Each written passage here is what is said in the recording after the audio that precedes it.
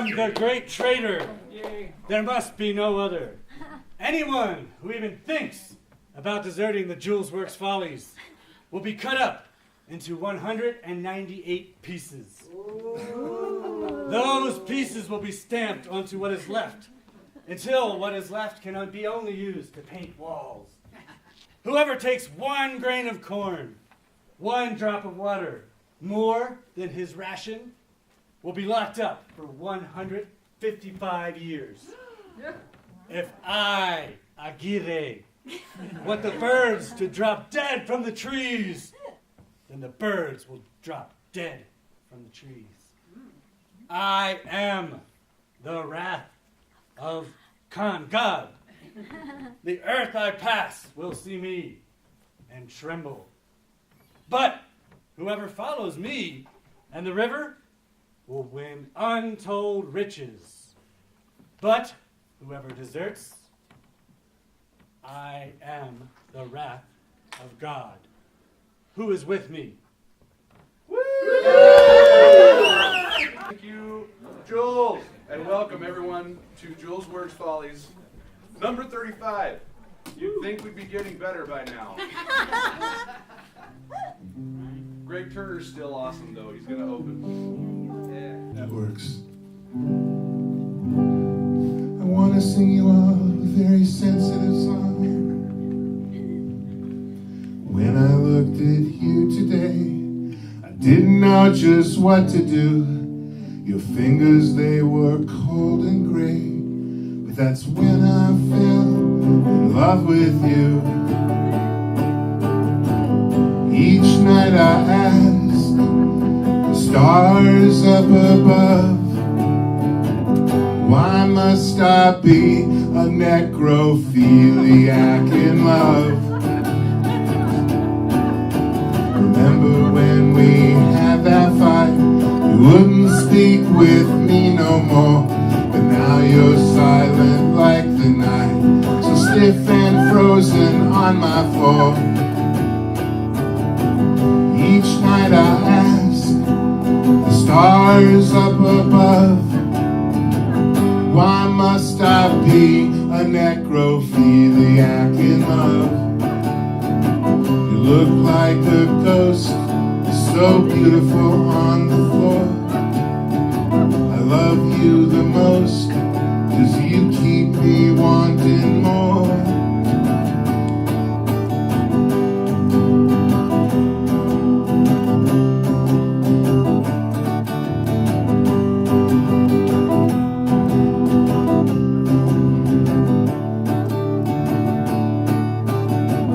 Each night I ask the stars up above, oh stars, why must I be a necrophiliac in love?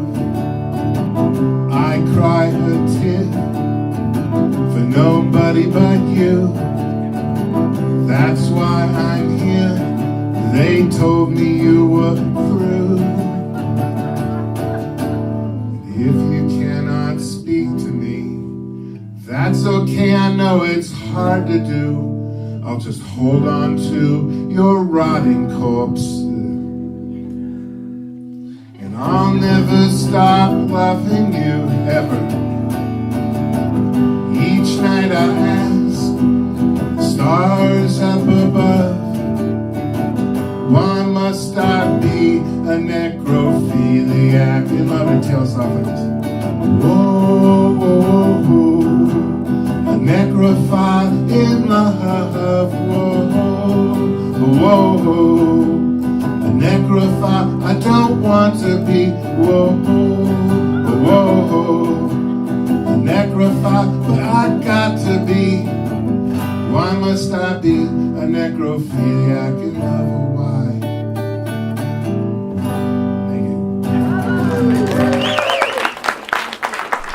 Favorite musician, Greg Turner. Hello, well, welcome. Today we have a debate on the controversy of American Sniper, that awful film. I hope you haven't seen.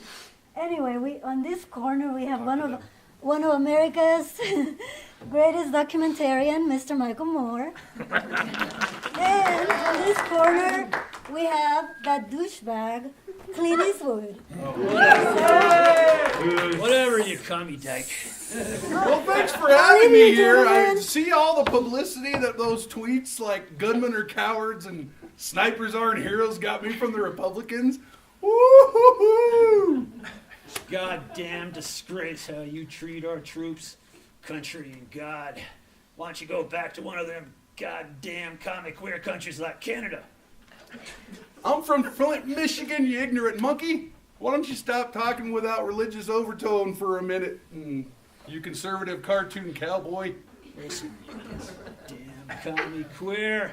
Fox and I are tired of you insulting our troops. Well, to all the wingnut right-wingers like Cow Chimp here, I think maybe you ought to make a movie about the veterans that come back from war and have post-traumatic stress disorder, end up homeless. What do you think about that, huh? It's a goddamn free country. And if I want to spread my war propaganda and talk to the occasional chair, then God bless America. Don't make me shoot you. Well, it just goes to show the masses will fall for sentimental, blatant propaganda every time. Your movie sucks, and so do your boots. I'm gonna kick your goddamn commie queer ass with these boots. Don't make me shoot you. Ooh, I'm real scared, Dirty Harry. Maybe next time I'll bring Noam Chomsky to put you in your place. Yeah, I read his scathing review. I'd put a bullet in that little commie queer too. Except you're liberal. Backlash only leads to my fan base. Yeah, you've been saying you're going to kill me for like 15 years now. Just shut the fuck up about it. Who are your conservative warlord buddies anyway? Bush, Cheney, Rumsfeld, Wolfowitz, Condi, Obama, the Hollywood elite, the Koch brothers, the NRA, the FBI, the CIA, the TMZ, who? All the above, duh, you fat ass beetle looking, sat on the toilet, ate too many donuts, motherfucker. Go talk to a chair, you freak of nature. What are you looking at, you commie queer? I'll put a bullet in you too!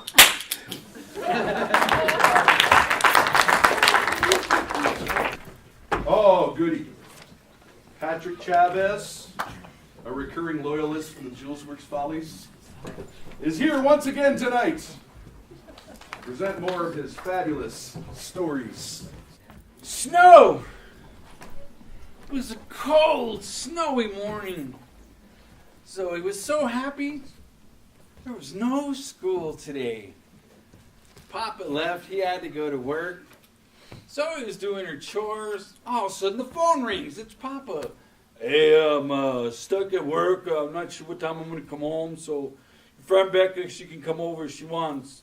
Oh, thanks, Papa. So she calls Becca, and Becca comes over, and when she gets there, she's got this little tiny box. But it's not just a regular, ordinary box. It's so ornate, and it's kind of heavy, like it's made out of some kind of space metal or something, and intricately carved and just glowing with jewels. And so he said, "Where did you get that?" And she said, "I found it outside." So they went and Zoe got dressed. They went outside looking to see if they could find the key, because there was a little heart-shaped lock, but there was no key. So they walked around, and they're holding this beautiful, just admiring it as they're walking. All of a sudden, they take a turn, and the box kind of pulls them back this way. And I was like, that was kind of weird. So I walk along, and they turn this way, and they go this way, and the box pulls them back, and, they kind of is leading them. And they keep walking along, and they're like, what's going on? And finally, they get to the building, right, this big old building, and they stop. And snow's still falling, and they're looking on the snow, pulling it here, pulling it there, trying to figure out, what is that key? And then Zoe grabbed the box, and there was like a little niche in the wall, and she just put it in there, and all of a sudden,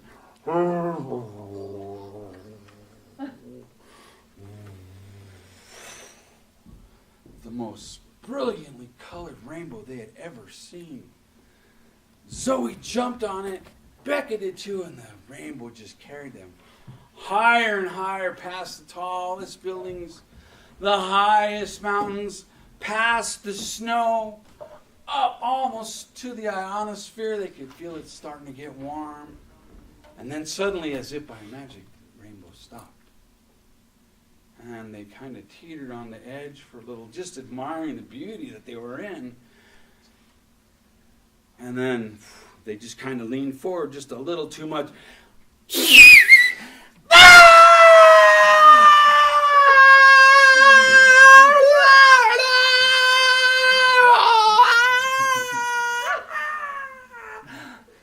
They slid down the cloud. They were scared, frightened beyond belief.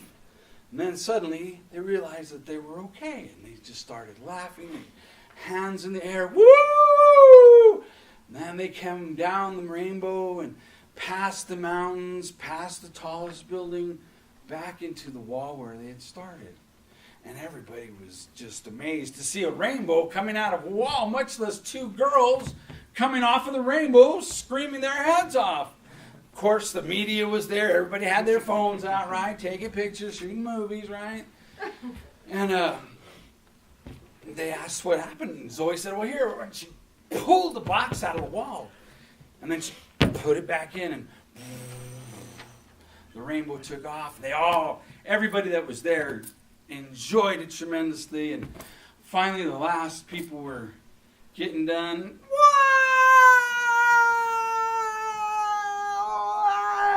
Everybody pretty much landed in the bottom of the rainbow just that way. And then the snow began to kind of subside. Looked around. Pretty soon, everybody had had a ride. The wall collapsed. And it was gone. Zoe and Becca and everybody was there, was just amazed at this strange looking building that had been there yesterday. It was here today, and now it's gone. So they were walking home. They saw Papa had already arrived. And when they got in, he was fuming. Oh, man, can you imagine? Your daughter and her friend are gone. They're supposed to be under your care. They're not anywhere. They didn't leave a note. What is wrong with you? Of course he got mad at them. And then they explained what had happened, and he just looked at them encouragingly and just go to just, I don't know. It's been a rough day. I dinged the car, blah, blah, blah. Just turned on the TV, and what does he see? Zoe and Becca. And of course, he had a DVR, and we rewound it, watched, rewound it. Finally, he called Zoe and Becca, get in here! They came in frightened as could be, and Papa hit the play button, and sure enough, there they are, screaming, and of course, he felt bad for what he'd done. So I hugged him and apologized and made him some nice hot cocoa. And that, my friends, is the end of that story.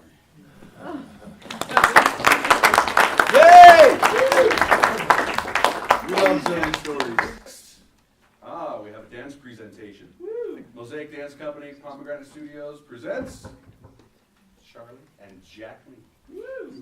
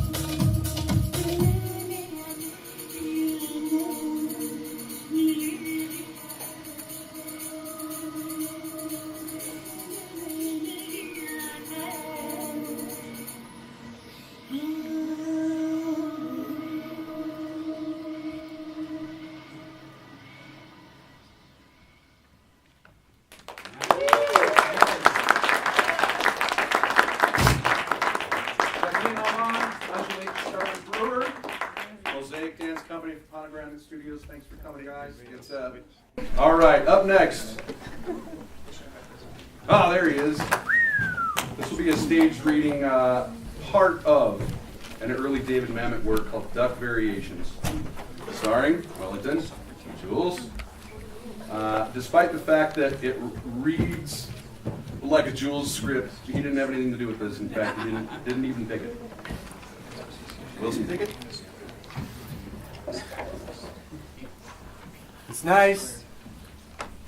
The park is nice. You forget? You remember. I don't know. What's to know? There's a boat. So early? It must be, because there it is. I wonder if it's cold out there. It's like it is today. There, here, how it is today. That's how it is. But the boat is moving. So it's colder in relation to how fast a boat is going. The water is colder than the land. So it's colder in relation to the water. So it's a different temperature on the boat than on a bench. They probably got sweaters. There's more than one in the boat? Wait till it comes around again. Where did they go? Over there, behind the pier. Where could they go? Oh. Not far. It's expensive, a boat? Like they care? No. If they got money for a boat, they can afford it. It's not cheap. I said it was cheap. Even a small boat. I know it's not cheap. Even a very small boat is expensive. Many times, a small boat is even more expensive, depending on many factors. The size of the boat. Yes. The engine. Yes. The size of the engine. Certainly. The speed of the engine. That, none of it's cheap. It's all very... The speed of the boat. None of it's cheap. It's all very intricate. Cars. Boats, cars, air travel, the military. It was never cheap. Housing? There are two in that boat. It's the same boat? How many boats have we seen today? That's what I'm asking. One. Another boat! 1, 2. A real clipper, too. Wait, where? Look at her, will ya? That. Hey, what else? Go, That. sister! That. Yeah, that. Sure as shooting. That's the water pump. That? Yes. That? Yes. The pump house? Yeah. She's the water pump? Yes. Well, look at her float. Mm. Oh, look at her, just sitting there. Mm. All year round. I give you that. What a life. Ducks. Where? Where I'm pointing. Ah. The sure side of spring. Autumn, too. Mm. You see them? They go. Ducks. They go south. Mm. They come back. Mm. They live. They go. Ah. Ducks like to go. Yes. Where it's nice. Eh? At that time. Of course. And they got something in them that tells them when it's time to go. Maybe it's getting cold. A little too cold.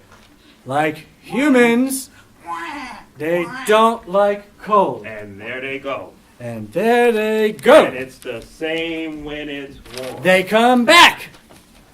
See, they got a lead duck. He starts. He's a duck. But he stays with the pack. Many times.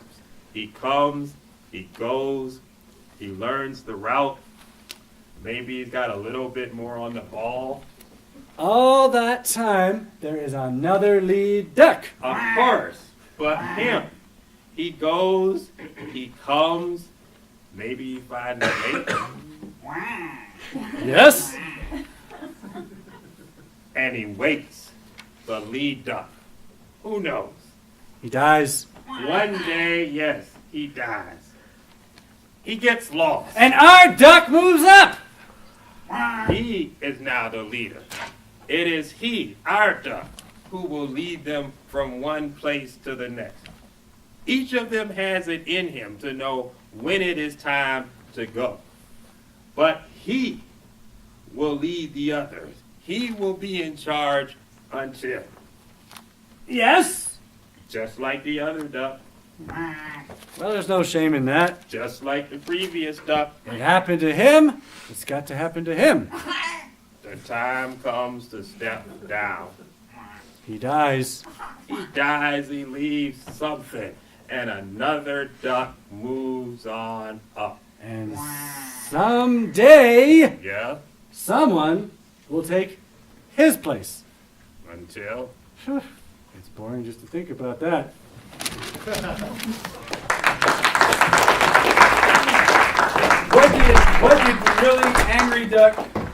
What did the really angry duck tell the other really angry duck?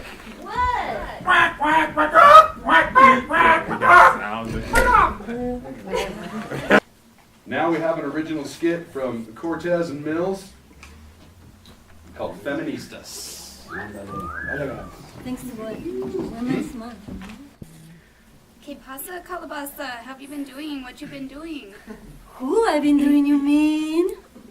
Not much. Been reading and kicking it. I kicked my boyfriend out, that fucker. Now I live alone with my 5 kids. Yep. And I feel like a liberated woman. Those good-for-nothing men can go to the 9th level of Dante's Inferno for all I fucking care. Yeah, I know, huh? Men are such assholes, except those little jotos. I just saw Women in Love. My favorite character was that chica who got her revenge on that suave dude. Man, but that naked fight scene, totes homo Cheeto. Yep. Yeah, I know. Huh. Men are assholes, except... Yeah, fuck man. I only read my gay faves like William Burroughs, Kerouac, Ginsberg. You know, those gay dudes from the Beat Generation. Well, no straight man's crap for me. Nope. I only read Gloria Steinem, the great feminist, the one I was named after. Allah, your mom was an intellectual? Dang. Yup, homie. She fought along Gloria Steinem's for women's rights to make abortion legal. That's why I'm having one soon. Yeah. My mom aborted all the fetuses in her belly until I fell out. I guess I was lucky. Who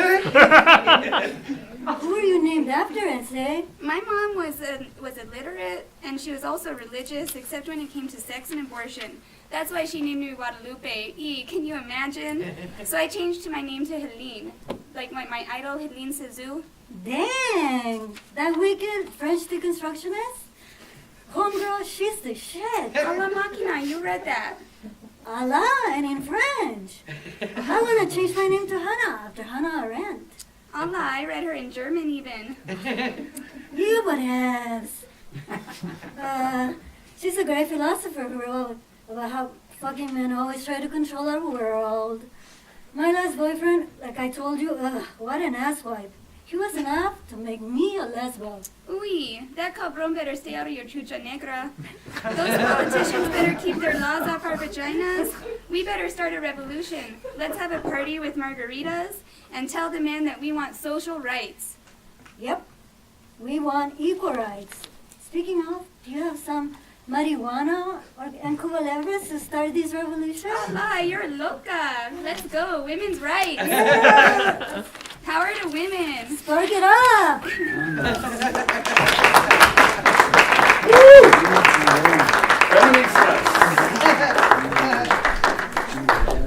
Now the Julesworks Ripoff Squadron, represented in this instance by Rommel and Sylvan. 10 Jubetti mugs.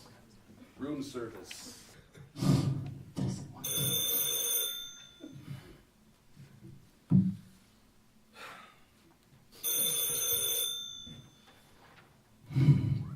Morning, room service. Morning, room service. I'm I'm sorry, I thought I dialed room service. Right, room service. Morning. Do you wish to order something? Yes, I'd like some bacon and eggs. What would you like in? What? Would you like in? Pry, boy, pooch. Oh, the eggs. How do I like them? Sorry. Scrambled, please? Would you like in? Scrambled, please? Would you like the bacon, Chris? Crisp will be fine. Okay, and some toast? What? Some toast? You like some toast? I don't think so. No? You don't know one toast? I feel really bad about this, but I don't know what judo one toes means.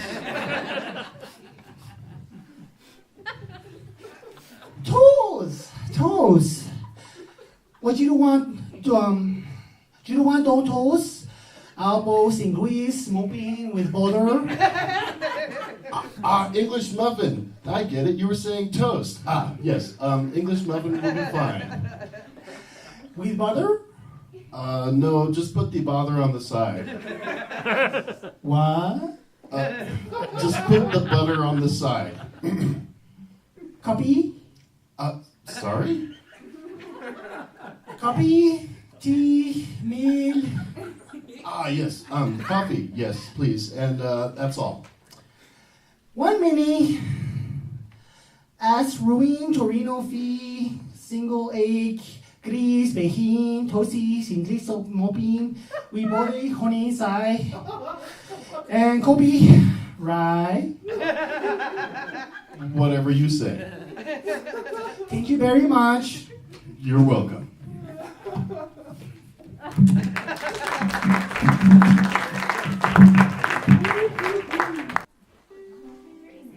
I believe it is time for Watts Fowler, finest vaudevillian you can lay eyes on this century. Apparently he's prone to becoming a werewolf at random from time to time.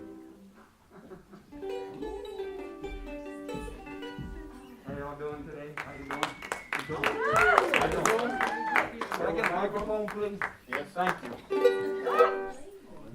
So I'm Watts Fowler. I got my start in the little freak shows being dog boy. That job really sucked. So, but in my non-werewolf days, I'm a vaudevillian.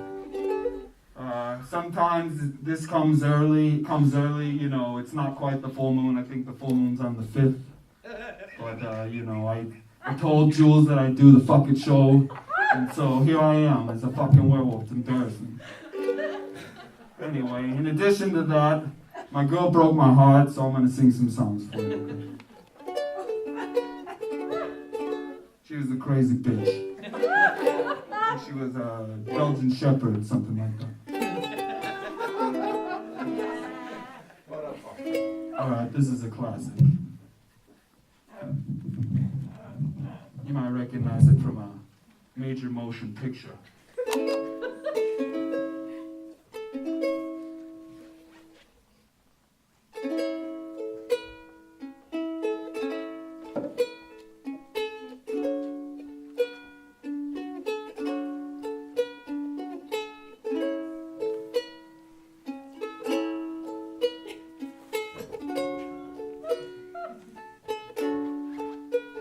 Such a sad love deep in your eyes, a kind of pale June, open and close within your arms, or place the sky within your arms. There's such a full heart beating so fast in search of new dreams of a love that will last within your heart, or place my love within your heart. As the pain sweeps through, makes no sense for you, Every thrill that's gone wasn't too much fun. But I'll be there for you as the world falls down.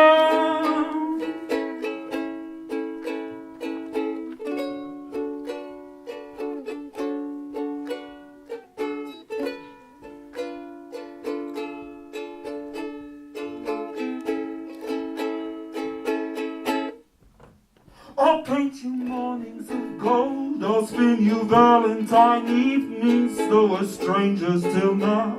For choosing the path between the stars, I'll leave my love between the stars. But as the pain sweeps through, makes no sense for you. Every thrill that's gone wasn't too much fun. But I'll be there for you as the world falls down, falling.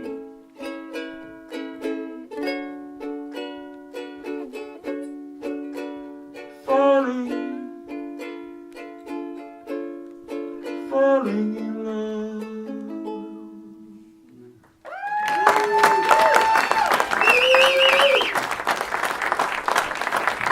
Right now, I think this is a group effort. Yes, group? Well, the whole show's a group effort. Variety! Hey!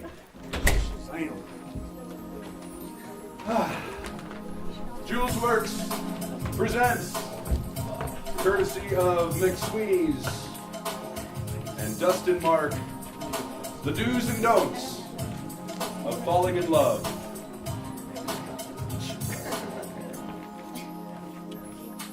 Do be honest and open with one another. Don't secretly collect these batteries. Do explore the world. Shared experiences make for stronger, longer-lasting memories. Don't hide the batteries in a used vintage gym bag under your bed.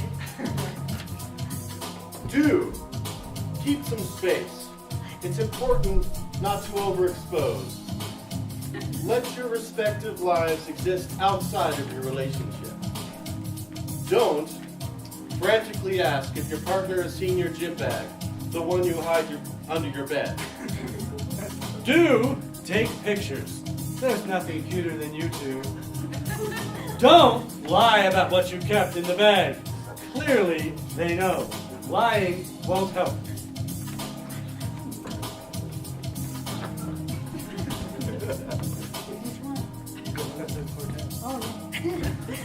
Do be healthy. Go jogging together, or maybe do yoga. The better your health, the longer you'll get to spend time together. Don't get surprised to hear that a treasure trove of old batteries was in the bag and ask how they could have gone there. Considering the bag usually stays under your bed, and you certainly weren't stocking batteries in it.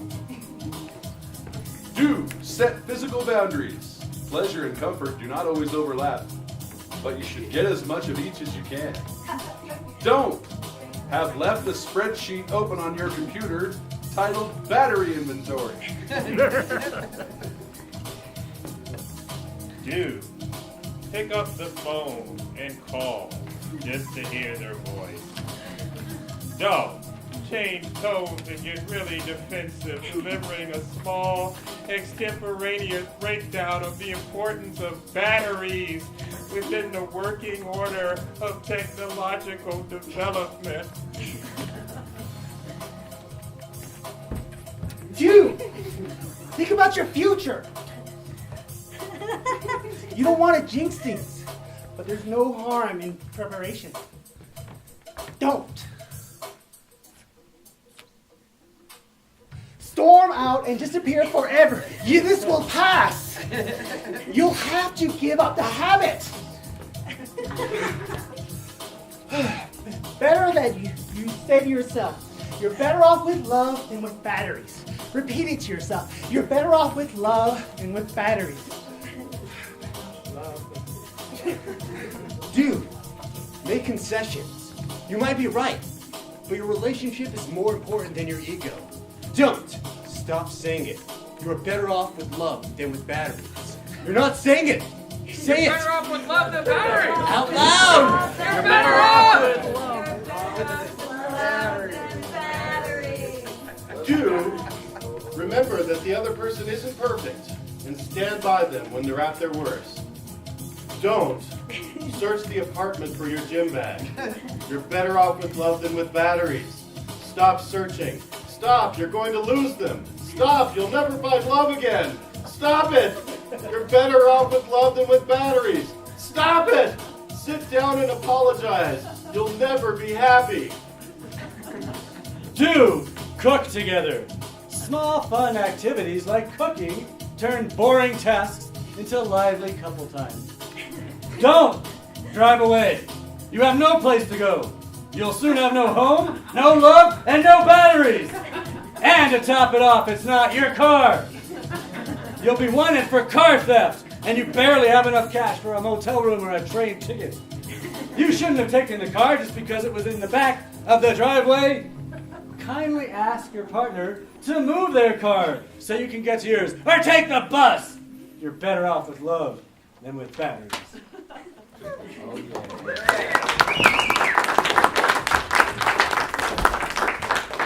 So, we're dedicating tonight's show to the dearly departed Chucha Negra, Leonard Nimoy.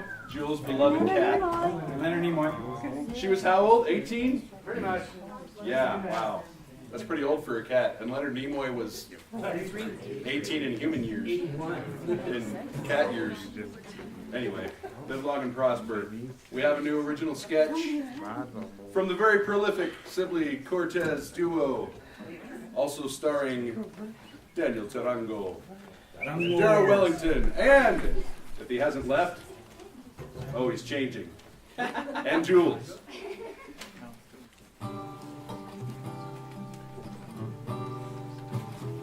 Madame, I'm gonna have $1. No. Not another homeless guy bringing down property values in this neighborhood. Madame, I'm an astrophysicist, and I can sing to you about the stars for $1. You smell. Take a shower, man. Oh, you will regret it, but I become a shining star, 'cause we're all made of stars. So can I have $1? Fuck you! Oh, NASA's budget was suddenly cut, and I was put out on the streets. Now I ain't got nothing to eat. You're not an astrophysicist. You're just a lazy asshole who doesn't want to work. Oh, I was just an intern at the time, so no, they didn't really pay me. Yeah, cry on somebody's abs who care. Oh, I can sing the blues for $5. Oh, what do you say? Have a heart, and I'll sing any song you like for $1. You can get a job like me on Wall Street. You might not be as educated as I am, but you can still mow lawns. Oh, now I ain't about to mow no lawns, 'cause I got a PhD in astrophysics, and I ain't about to lower myself, no, not to that discrepancy. Oh, just what I thought. This piece of scum wants something for nothing. Nothing is free in life, man. Hey man, don't judge me. I'm so hungry, and I could read to you about your stars. Yeah, whatever. Just go to a soup kitchen or something. That's astrology anyway. It's not even a science. Some astrophysicist you are. Oh man, don't be mean. I was just testing your knowledge. Whatever. Just keep whining your dumb songs. Hey dude, be kind and don't give me sorrow. Let me into your heart and into your pocketbook. Give me $1. Can give me $1.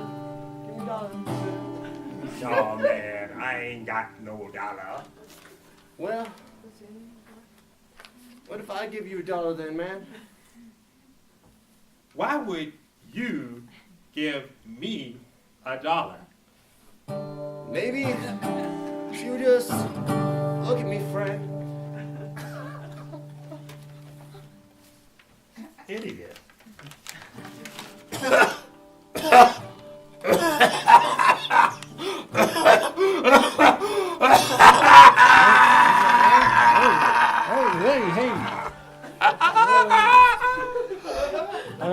Are you all right, man? Oh, I'm also a chemist. I can isolate the elements. So how about you just take that, you little bank of shit.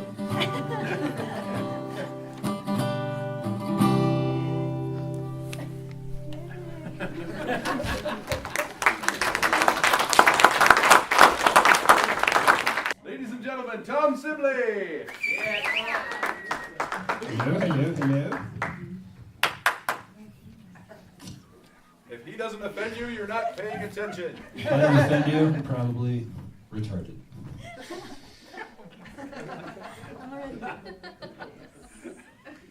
Republicans freed the slaves.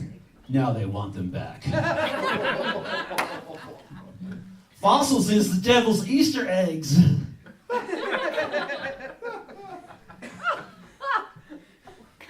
1 through 11 are planning a drug intervention because 12 is always high. Shut up. I didn't say it was funny. It was too long for this generation. It's got to be less than a sentence.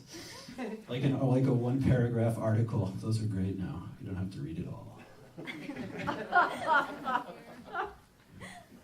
Creationists built a time machine to go back to the 19th century and kill Darwin. You had me at advanced interrogation techniques. Beware of that contract's retractable clause. Right-wing death squads can be pretty cool once you get to know them. That's not funny. ISIS makes peace overtures to journalists by inviting them to a barbecue. Oh, not funny. Too soon. Do Vietnam jokes. Okay. Albuquerque police convert homeless shelter to shooting range. That too soon? Calendar, your days are numbered. You're so inbred, your mom's your dad.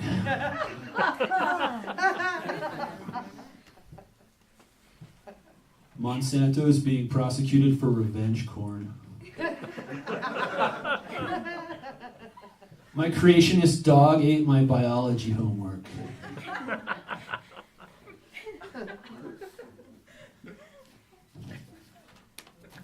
Those are dumb. Anytime. That's what I'm here for. Maybe later. When I'm drunk and stupid. Terrorists have short fuses. Artists can be sketchy at times. There's a meth head to his madness.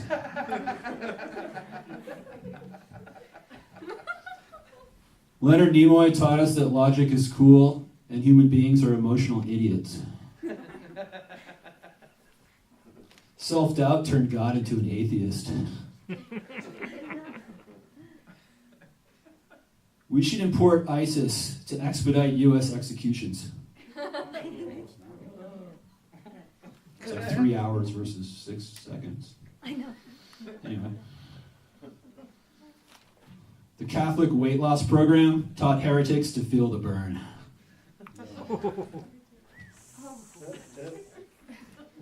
Hanging heretics, otherwise known as suspended disbelief. When medieval people went swimming, they feared for their lives.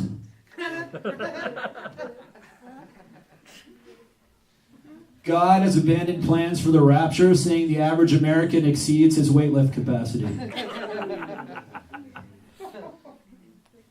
We shouldn't be too hard on Republicans. Most of them are byproducts of sex crimes. Sorry, Republicans in the audience, but your parents, you're products of rape. I'm sorry. Nazis invented the shortwave.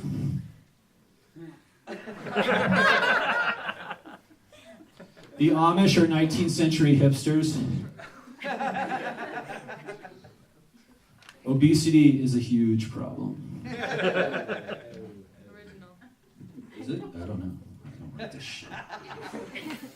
Invisible people have trans parents.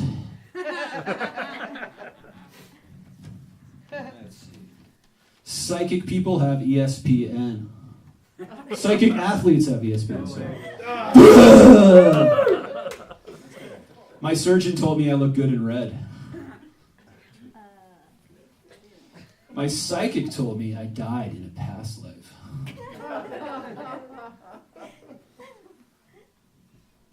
The Druids didn't want to ruin the moment.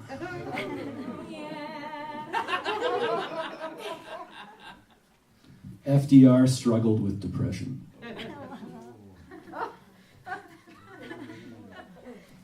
I saw a film about emotional instability. I laughed. I cried. If animals go to heaven now, do primates become flying monkeys?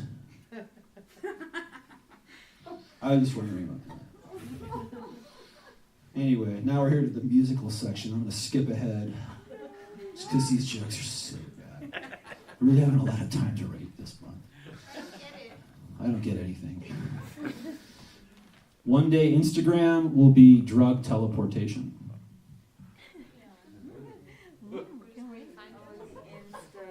Oh, I get that now. All right, little music. Lighten up the mood. Lighten up. What's a gram gonna do anybody? I don't know, drug addict.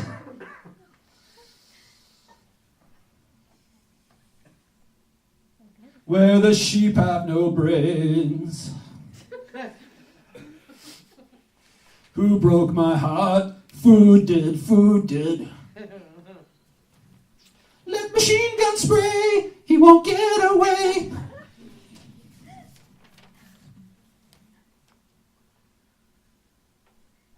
I'm all out of drugs, I'm so lost without them. Only one person laughs. The hills are alive with the sound of mutants. That deaf, dumb, blind kid just had sex with a seagull.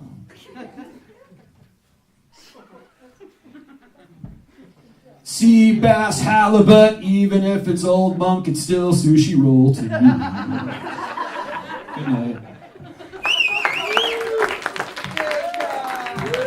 He's a fabulous author and performer, sharing a snippet of his original writings.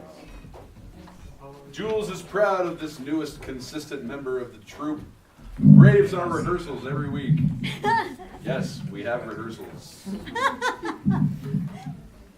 Hello, this will be brief. I don't have any material. Tom stole all my material. What the hell are you doing? You trying to sit down? Yeah. It's a performance piece. And plus, there's another reason I don't have any material, and that's there's a second reason. That's good enough. Yeah. What's the second reason? The second reason, because y'all was supposed to have this book they're not telling you about. They're doing a magazine, but it didn't get finished, and I was going to read from what I contributed to the Julesworks magazine. We'll contribute it to the next magazine. But, well, no, I can still read from it, but I'm going to read less because it's kind of complicated, and it would have been easier if y'all had the magazine, because then you could read along too. But if that can't happen, I'll do an abbreviated version. So I was writing this book of very short, short prose pieces but they all have to do with eroticism, but not like a penthouse forum so much. Think like George Bataille. That's why I say Tom stole most of my material. But, or I stole Cover the it kids' from eyes, him. everybody. Right. But I mean, I'm not even sure you would get that unless I told you that. But they're very short, and so I'll read just one or two of them. It's from a book. It's actually called, I think, the Flabiot. It's from a French book of bawdy stories in the 1500s. But mine are more psychological type story. So this is called, if I can find it, excuse me. Here it is. This is called Duet. If he looked at Shelley, though she was moderately attractive and the superior intellect, the gaze crumbled Shelley under its persistence. Her eyes fidgeted as nervously as a cat under a sprinkler, roamed the tinted lights and empty glasses for safe harbor and escape from the awareness of a leer. If he watched Krista, no matter how conspicuously, no matter that his curiosity was debatably disrespectful, she kept laughing, giggling, tipping her glass, fun-loving as a rascal, his intrusiveness magnifying the smudged lipstick, the pock marks of the flesh, the way the nightclub lights blanched her face and reddened her tongue. He experimented with a duet score, and the racing keys played on. See, very short, and about, like that song, oh, you ever had to finally decide? Whatever. Anyway, this is called A Spring Awakening.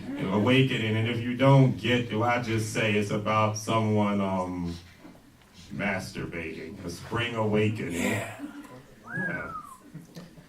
Kenneth dug deep like a planter's hand. He worked a potter's green thumb. He scratched his thinly haired groin beneath the school desk.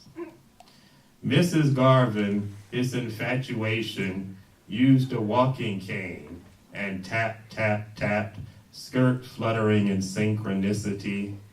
7th grade, chemistry class. Oh, Mrs. Garvin wielded her cane. Oh, she tap, tap, tap, pieces of blackboard chalk. Oh, Mrs. Garvin clutched his multicolored dick, Kenneth imagined, as her death stick rattled, her subterranean tap, tap, tap, echoing up from spring's disturbed soils, as Kenneth's green thumb encountered a belt buckle. Begonias screamed at the schoolhouse windows. Floors outside the recreation area sprayed like summer cats. He squeezed sweaty thighs together, piss seeping out the penis head, a pencil racing breakneck, and while he unzippered, Kenneth remembered a bright, steely thimble poking from a drawer stuffed full of his mother's lingerie. A small, deadly thimble glistening like a metallic condom, and how frightening it seemed to look at, much less touch. He unsheathed. He still hesitated to look at the literal upshot, tap, tap, tap. Then his vision sidled toward his chemistry notes, formulas, letters, numbers, notes which bulged inordinately large, spreading 2 lines apiece, thickly pressed, and further downward his handwriting dissolved, the characters liberating themselves, becoming abstract doodles, crisscrosses, and mishmash. Spring's steely thimble contained, then when disturbed, in bright chaos, release the first rains. That's All right, I take back everything Jules wrote about Daryl in the notes. You're banished.